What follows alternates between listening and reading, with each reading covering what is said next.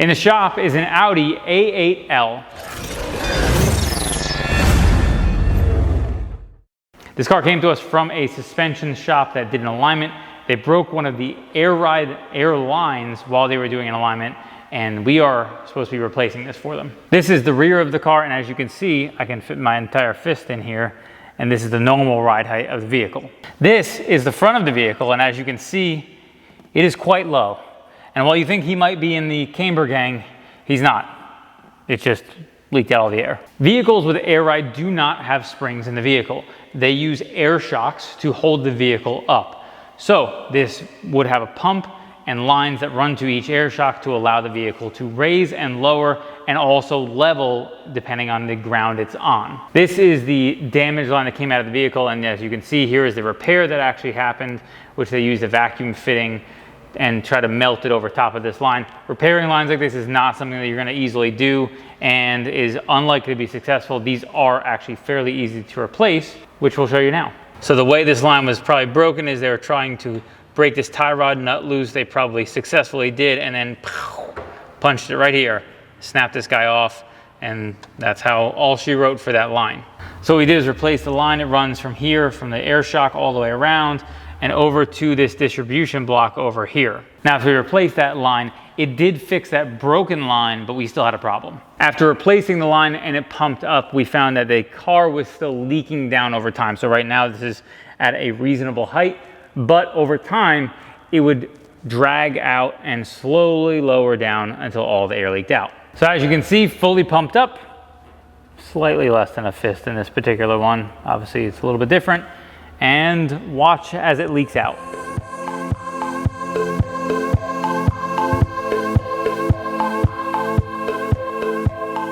As you can see here on the driver's side, it is lower than the passenger side because the driver's side is dropping faster than the passenger side. So we now have to diagnose what is actually going on with this particular problem. The air ride system consists of the air shocks at each individual corner, the supply unit for air, which is the pump, and then the distribution block, which is located here. The issue we have is that the front shocks are leaking and the rear shocks are not. So what we need to determine is if the air shocks are bad or if there's other things in the system that are causing the problem.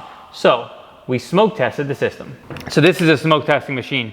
We apply compressed air over here, we hook it to a battery over here, and then we take this and we can stick it in each one of those lines to run smoke through there. And then you force your smoke in there, and if you have a leak, you see smoke coming out at that point. Fun fact, this stuff you used for smoke testing stinks, and it's disgusting. After smoke testing the car, we found no presence of any smoke coming out, which means it wasn't leaking. Next, we have to look at the diagram to determine exactly where we could have a leak coming from. What we see in this diagram is here are the air shocks up top. Here are the solenoids within the distribution block that we showed there. And then here is our pump assembly, and there's a check valve here and a check valve here and then an exhaust here. We have an issue with the front. That's going to be these two here.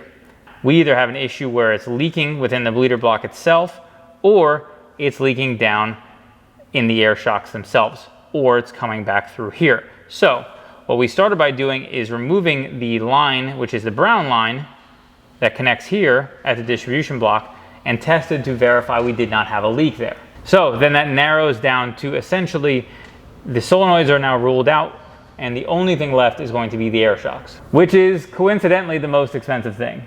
The airbags for this vehicle are about $1,700 retail. Obviously that is not going to be something that most people are going to do. This car is probably not worth the cost of just the total for both front bags plus the repair cost. Most people in this circumstance are going to buy a coilover system and get a steel suspension and get rid of the air ride. This is the reason why I always advise people to avoid vehicles with air ride, Tourags included. And I know a lot of people are going to be thinking, man, that's an insane amount of money, $17 per airbag. You're talking about almost $4,000 just for each air shock plus labor to install them.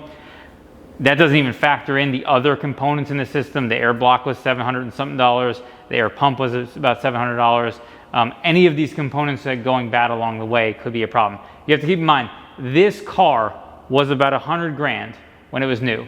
Now it's not $100,000, even close, but the parts of a $100,000 car don't get cheaper as the car gets cheap.